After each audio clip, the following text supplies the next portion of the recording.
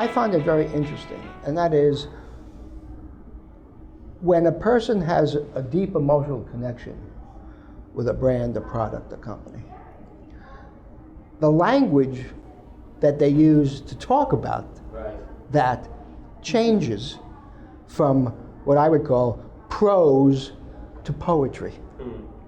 For example, I'm doing some work for a telephone service provider, and so I'm speaking to people about that.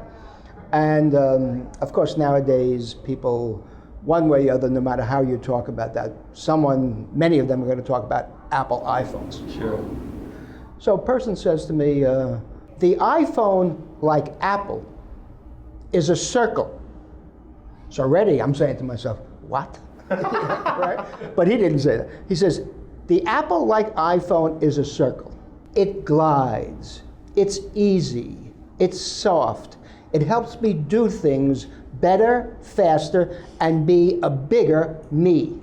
All other cell phones, smartphones, are a box. They have corners. They're squared off. Then he points to me and yells at me. They're too corporate. And they don't really have any way of understanding me or how I do things. The Apple iPhone helps me be more of me, and that's why it's the only iPhone I would ever. I just want to go on record, whoever this person is, I want to smack the crap out of him.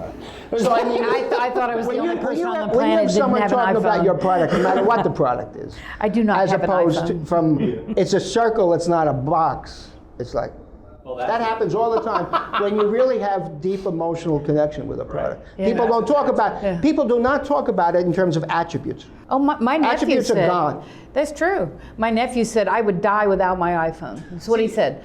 And now, I don't buy into that personally. You know, I'll tell you right up, I have a BlackBerry, and I have a new BlackBerry Z10. I love it, and I never had an iPhone. So, you know, years ago I read an article that said if you want a phone for work, you get a BlackBerry. If you want a phone for fun and play, you get an iPhone. I don't watch movies.